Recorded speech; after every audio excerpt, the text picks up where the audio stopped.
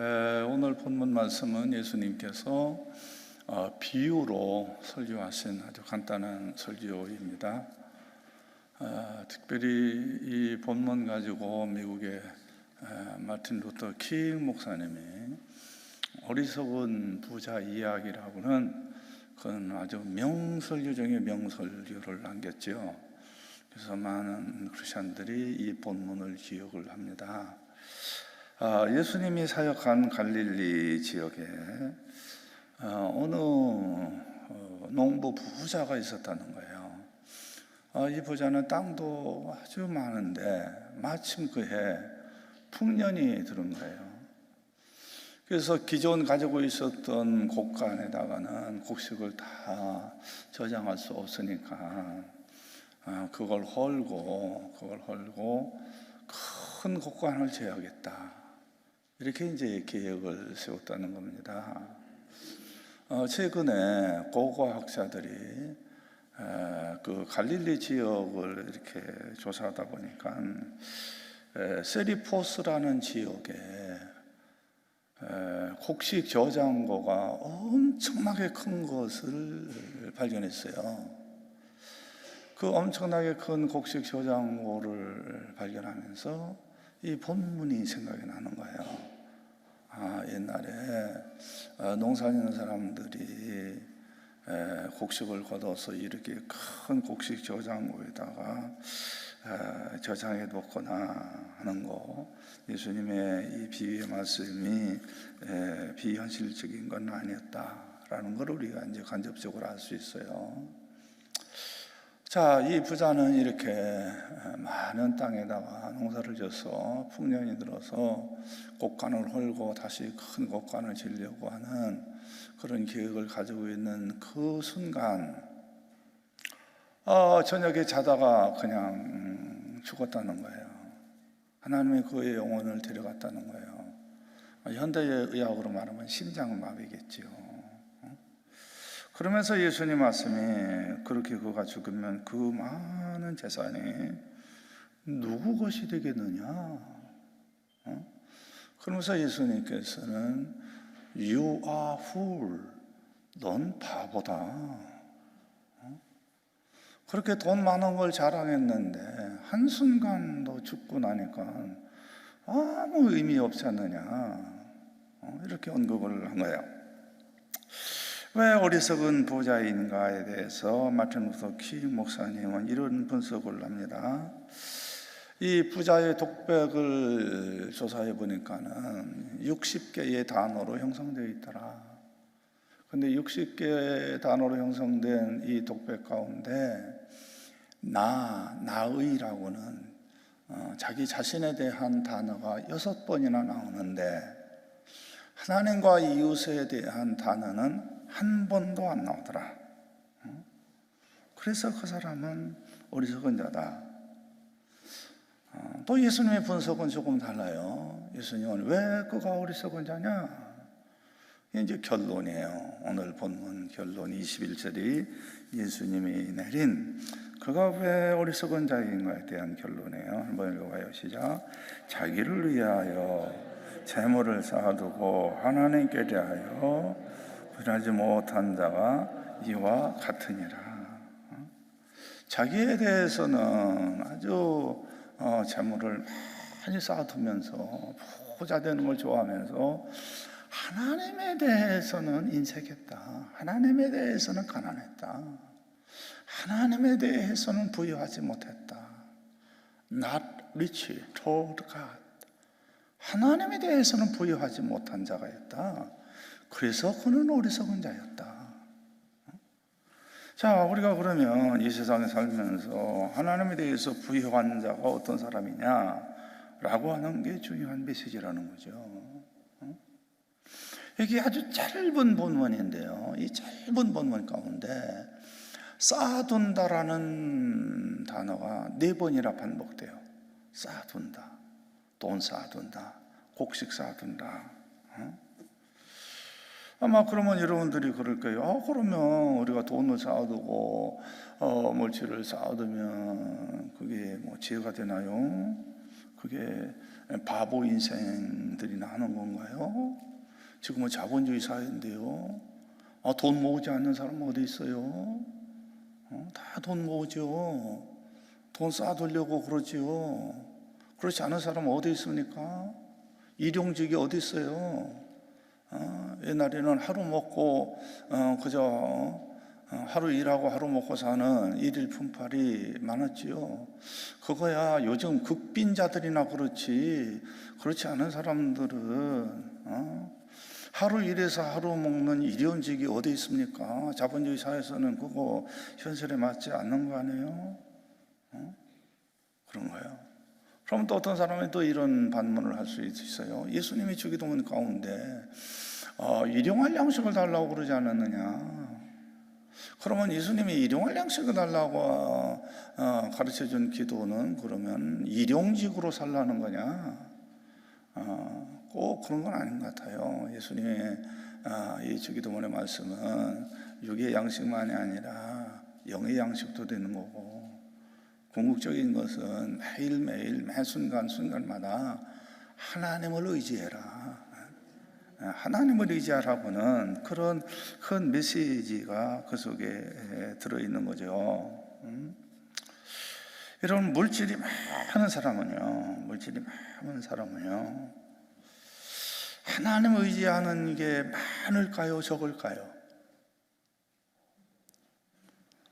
부자가 돼봤어야 알지. 부자가 안 돼봐서 이렇게 몰죠. 일반적인 현상으로는요, 사람들이 그렇대요. 물질이 많으면요, 자기도 모르게 물질을 하나님보다 더 의지하는 경향으로 간대요. 진짜 부자치고 매일 새벽기도 나와서 하나님을 의지하고 하루 시작하는 사람이 과연 몇 명 있나? 한국에도 세상 어디에도 진짜 부자들은 새벽기도 안 나오더라는 거예요. 자기도 모르게 돈을 의지하더라는 거예요. 어쩔 수 없는 거예요. 그나마 또 이런 분들은 그런 말을 할까요? 그래도 돈이 있는 사람들은 없는 사람들보다 오래 살잖아요. 좋은 거 먹잖아요. 송이버섯도 먹잖아요. 그렇죠? 이 부자들은 병나면 아주 최고 종합병원에 가서 치료도 받고 뭐니 해도 한결 유리하지요. 그 현실이죠. 가난한 사람보다 부자가 오래 살 수 있지요. 가난한 나라보다 부한 나라가 평균 수명이 한결 기니까요. 미국 같은 경우에 코로나로 많은 사람들이 이렇게 죽는다 그러는데 하루에 1,000명도 죽었다 그러는데, 코로나로 죽는 사람들이 대부분이 어떤 사람들이냐? 흑인 빈민층이거든요. 나이가 들고 뚱뚱하고 당이 많은 사람, 이런 사람들, 가난한 노숙자들, 이런 사람들에게 코로나가 오면 그냥 죽는 거예요. 근데 미국의 트럼프 대통령도 코로나 걸렸는데 3일 만에 일어났어요. 왜? 이 양반 돈 많고 권력 있으니까 미국에서 할 수 있는 의학, 그게 의학적으로 그 치료를 하면 안 된다라는 건데 그것까지 했다 그러잖아요. 그래가지고 코로나 걸린 지 3일 만에 벌떡 일어나가지고 유세를 하는, 그러니까 부자가 건강에 유리한 거 우리가 이해를 하죠. 그러나 부자라고 안 죽느냐? 아니에요. 부자도 죽어요. 부자도 죽습니다. 그런데 일반적으로 부자들은요, 죽음을 별로 생각하지 않는데요, 일부러 외면한대요. 죽음이 현실로 온다고는 실존적인 현실을 거절하고 싶어 한대요. 왜? 부자니까, 아까우니까. 돈 많은 세상에서 더 오래 살아야 하는데 왜 죽음을 생각해? 왜 목사님은 죽음에 대한 그런 실존적인 설교를 자꾸 해? 기분 나쁘게. 나는 오래 살고 싶은데. 그래서 애써서 부자들은 죽음의 현실을 외면하고 싶어 한대요. 그러나 부자라고 안 죽어요. 여러분, 미국 같은 경우는요, 부자들은요 대부분 자가용 비행기 있거든요. 특별히 젊은 애들은 경비행기, 미국은 동네마다요, 카운티마다요, 경비행기 비행장이 있어요. 그래서 자동차 타고 가는 게 아니라 보스턴 정도 거리, 이 정도면요, 경비행기 자기가 운전하고 싹 간다고요. 그러다가 사고 나서 죽는 사람들이 한둘이에요? 뭐 대통령의 아들도 죽었는데. 여기 쌓아두지 말라라고는 성경적 교훈이 강하게 우리에게 다가오고 있는데, 성경에 쌓아두지 말라라고는 영적 교훈의 텍스트라 그런다면은 출애굽기 16장이죠. 그게 뭐냐면, 하나님이 이스라엘 백성들을 광야에서 40년 동안 광야 생활할 때 먹을 것이 없잖아요. 광야는 황무지니까. 그때 하나님께서 직접 이스라엘 백성들을 먹여줬어요. 그게 뭐냐면, 하늘에서 뭘 내려주셨어요? 만나와 메추라기. 만나는 요즘 우리 의학적 상식으로 말하면 탄수화물에 속하는 음식이고, 그리고 미수라기는 단백질에 속하는 거죠. 탄수화물과 단백질을 골고루 섭취해야 사니까. 그런데 하나님 만나를 이스라엘 백성들에게 주시는데, 딱 하루에 하루것만 거두더러, 그저 딱 한 오벨만 거두더러, 그것도 새벽에 해가 뜨기 전에 이슬 내릴 때, 그때 동시에 만나가 내려요. 해가 뜨면서 만나 내리는 것이 딱 끝나요. 이슬과 함께 새벽에 하나님께서 만나를 주시면 그거를 매일 가서 거뒀지요. 사람들은 다 욕심이 있으니까 그날 먹을 것만 거두라 그러는데, 어떤 사람은 이틀 거, 3일 거를 거둬요. 근데 영락없이 그렇게 되면 그게 상하고 냄새가 나요. 이게 만나를 거두는데 하루 것만 거둬라. 이틀만 지나면 썩어요. 이틀만 지나면 썩어요. 사람들의 심리는 그렇지 않거든요. 뭐 일주일 거를 이렇게 거두고 한 달 거를 거두고 그래가지고 좀 푹 쉬었으면, 아침잠도 아주 늦게까지 푹 잤으면 좋겠는데 매일 새벽마다 가서 만나를 거두도록 한다. 너무 힘든 거 아니야? 이렇게 생각을 해요. 하나님은 40년 동안 이스라엘 백성들을 그렇게 훈련시키지 않았다는 거예요. 매일 일찍 일어나서 새벽에 만나를 거두라. 이건 뭐냐? 매일매일 누구를 의지해라? 하나님 의지해라. 매일매일 하나님 의지해라. 부자들은요, 자기 돈 의지하고요, 의학적 상식 의지하고요, 자기 벤츠 자동차 의지하고요, 하나님 의지 않을 수도 있다는 거죠. 근데 아니다. 너희들은 매일 하나님 의지해라. 인생은 약한 거다. 매일 의지해라. 그런데 딱 단 한 가지 예외가 있었어요. 그거는 안식일 전날입니다. 안식일 전날에는 이틀분을 거두라는 거예요. 왜? 안식일 날 가서 만나를 거두라 하게 되면 예배에 지장받으니까. 그래서 안식일 전날은 두 오배를 거뒀는데도 이게 상하거나 냄새가 나질 않는 거예요. 안식일만은 예외 상황으로 두는 거예요. 뭐를 의지하는, 강조하고 싶은 거냐? 예배죠. 하나님은 예배가 귀하다는 거예요. 예배가 귀하다는 거예요. 하나님을 모르는 사람들은 이 예배의 중요성을 잘 모르는 거예요. 그래가지고 왜 주일날 예배 드린다고 일도 안 하고 돈도 안 벌고, 이 가을 단풍놀이가 얼마나 좋은데 다음 가을 단풍놀이도 안 가고, 피곤한데 말이야. 주일날 되면, 일요일날 되면 푹 하루 종일 집에서 잠자고 쉬지. 뭐 때문에 또 일찍부터 일어나가지고, 더군다나 2부 예배는 아침 9시인데 일찍 일어나가지고 교회 가서 예배 드린다고 그 야단 법석을 떠느냐. 그건 예수 믿지 않는 사람들이 그래요. 그 예배에 대한 이해가 없으니까 그런 거예요. 예배에 대한 컨셉이 없는 거죠. 여러분, 하나님 믿는 사람들에게 있어서 예배는요, 어떤 경제적인 이익과 손실과는 아무 상관이 없는 거예요. 그게 예배인 거예요. 예배는요, 우리 그리스도인들에게는요, 특권이며 의무예요. 예배는요, 부담스러운 게 아니라 영광스러운 거예요. 영광스러운 거예요. 이 예배라는 건요, 어떻게 보면요, 이성의 영역이라기보다는 믿음의 영역에 속하는 거예요. 이성으로는 이해가 안 돼요. 그런데 믿는 사람들은 그게 이해가 된다고요. 우리 하나님 잘 믿는 사람들에게 있어서 믿음은요, 세상의 그 어떤 무엇과도 예배는 흥정의 대상이 아니라는 거. 예배가 우선이라는 거죠. 근데 지금은 이 코로나 때문에 이런 경우가 없었는데, 코로나 때문에 예배가 정치에 의해서 컨트롤 당하는, 정치 지시를 받는 그런 상황이 되어버린 거예요. 참으로 안타까운 거죠. 진짜 안타까운 거예요. 이런 상황에 다시는 오지 말아야 하는 거죠. 어쩌다 이렇게 되는지 몰라요.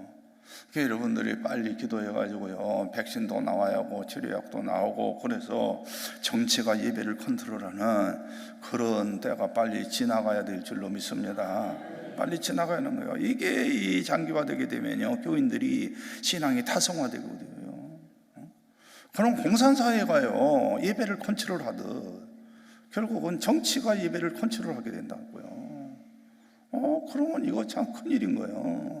큰일인 거예요. 이게 계속되면 안 되는 거예요. 미국 대통령 선거가 11월 3일입니다. 왜 미국 대통령 선거는 11월 3일이지? 여기에 대해서 많은 사람들이 궁금해하니까 뉴스에서 그걸 자세히 나와서 설명을 하더라고요. 왜 미국 대통령 선거는 11월 3일이냐? 미국 대통령 선거는 헌법에 벌써 200년 전부터 헌법에 뭐라고 정해져 있냐면 11월 첫째 주 월요일이 지난 다음 화요일 날, 그날이 대통령 선거하는 날이다, 이렇게 딱 정한 거예요. 첫째 주에 한다. 왜냐? 셋째 주, 넷째 주 가면 추수감절이 있어가지고 서로 겹치니까 대통령 선거 아니다.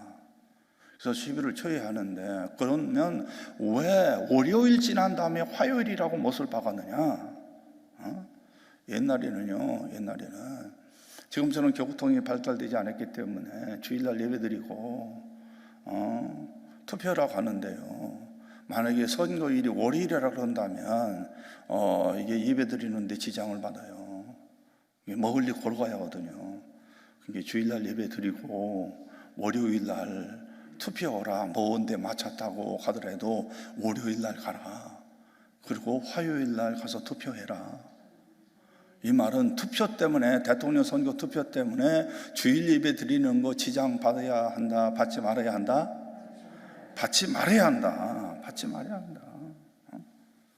그러니까 참 이 청교도의 구애라고 하는 거, 청교도 정신이라는 거, 이게 사회의 문화가 되었다는 거, 참 대단한 축복이죠. 대단한 축복이에요. 여러분, 지난주 우리에게 잔잔한 감동을 준 분이 한 분 있지요. 이수영 회장이라는 분인데, 이분은 카이스트에 766억을 기부했어요. 뉴스와 기사를 보니까 이분은 일평생 80이 넘도록 혼자 살았더라고요. 서울법대 출신인데, 혼자 살면서 기자로서 또 부동산 사업을 하고 그러면서 이제 나중에는 미국 가서 계속 이제 미국에서 살면서 돈을 많이 벌었는데, 그 766억을 카이스트에 기부했다.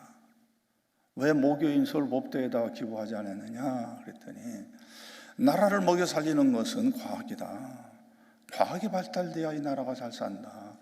그래서 카이스트에 내가 돈을 기부한 거다. 그런 거예요. 그러면서 자기는 남은 돈도 다 정리해서 기부할 거다. 이분은 옷을 사 입어도 홈쇼핑으로 10만 원짜리 이상 사 입는 적이 없대요. 그러나 자동차는 아주 좋은 벤츠를 탄대요. 그냥 사고 나면 덜 죽으니까, 죽을 확률이 적으니까. 그러니까 자동차는 튼튼한 벤츠 탄다. 그러나 옷 입는 거는 10만 원 이상 나 옷 입지 않는다. 나름대로 철학이 있어요. 그래서 내가 이제 검색을 한 거예요. 이분 분명히 미국 교포라면은 미국 교포들은 교회 나가는 거니까 크리스찬일 것 같다. 근데 이 크리스찬이라는 단어가 안 나와요. 그래서 국민일보에다가 직접 전화를 해봤어요. 그랬더니 국민일보에도 조사를 해봤는데 이분이 교회는 가끔 나가는 분이지만은 독실한 크리스찬은 아닌 것 같다. 그래서 국민일보 기사로 내지 않았다 그래요. 작년 이맘때죠. 작년 이맘때에 신영균 영화배우 장모님이 500억 영화계에 기증했잖아요. 그리고 자기 모교인 서울대학교에 100억 기증을 하고, 그래도 자기는 아직도 돈이 많이 남아있다. 남은 것도 자기는 다 기증한다. 자기는 죽을 때, 장례식 때 자기 관에다가 성경책 하나만 딱 넣어달라. 난 그거로 인업하다. 그래서 이시영 회장도 혹시 크리스찬이 아닌가, 그래서 제가 알아봤더니 그렇지 않고 미국에서 산 교포일 뿐이더라고요. 아마 미국에서 살았으니까 미국의 문화, 청교도 문화죠. 그런데 영향을 받지 않았나. 여러분 잘 아는 빌 게이츠 같은 그 세계 최고의 부자도 98%를 기부하잖아요. 스티브 잡스도 98%를 기부하잖아요. 여러분 잘 아는 페이스북의 창업자인 마크 저거보고, 그는 젊은 사람 아니에요. 참 인류 프리스톤 부부가 나온 엘리트인데, 딸이 딱 생기자마자 정신이 바짝 들겠더라는 거예요. 딸이 생기니까 자기 그 많은 돈을 딸한테 물려주고 싶은 유혹이 생기는 것 같더라는 거죠. 딸이 대학 태어나자마자 그 다음에 공개적으로 선언하죠. 나는 내 재산의 99%를 기부한다. 이분이 가지고 있는 자기 주식 자산만도 52조가 넘는다고 그래요. 근데 그거를 딸이 생기고 나니까 자기가 마음이 흔들릴 가능성이 있다. 자식에게 주고 싶은, 아니다. 아니 99% 기증한다라고 공개적으로 선언을 했어요. 이 사람 나이가 36세거든요. 젊은 사람이에요. 우리 막내 아들이 37세인데 막내 아들보다도 한 살 적은데 어찌 저런 마음을 가지고 있나. 그게 바로 이제 미국이 가지고 있는 청교도 정신이죠. 그럼 아마 그럴 거예요. 그럼 미국 사람들은 대부분 그런가요? 부자들 대부분 그런가요? 에이 천만에 그렇지 않아요. 그렇지 않은 사람들 많아요. 대표적인 게 하워드 휴즈 같은 사람이죠. 자, 그런 것을 보면서 예수님께서 말씀하신 너희들은 하나님께 부유한 자가 되라. 다시 하나님께 부유한 자가 되라. 하나님께 부유한 자. 그러면 자한을 슬리 목사님이 돈 사용에 대한 유명한 명설교 있잖아요. 그분의 설교는 첫 번째 열심히 일해라, 두 번째 열심히 저축해라, 세 번째 열심히 하나님과 이웃을 위해서 써라. 그런 거예요. 하나님께 부유하다는 게 뭐냐? 돈보다 하나님 더 사랑해라. 하나님보다 돈을 더 사랑한다. 부자들이 현상이다. 그 순간부터 그 사람은 돈이 우상화된다. 하나님 자리에 돈을 갖다 놓는다. 하나님 싫어하는 거다. 부자들이 잘못될 수 있는 것이 돈에 대한 우상화죠. 돈을 절대화하는 거죠. 자기도 모르게 교만해지는 거예요. 그러니까 하나님에게 부유한 자가 되라는 거는 부자라 하더라도 돈을 사용할 때 항상 매 순간마다 하나님 앞에 물어보고 써라. 하나님 앞에 결제받고 돈 사용해라. 내 돈이라고 팍팍 쓰지 마라. 하나님 앞에 결제받고 그 돈을 써라. 그런 사람이 하나님에 대하여 부유한 자다. 이 어리석은 부자는 하나님에 대해서 부유하지 않았기 때문에 저렇게 불행하게 간 거다. 여러분, 이 본문이 주는 귀한 메시지 두고두고 생각하며 사실은 여러분 되시길 바랍니다.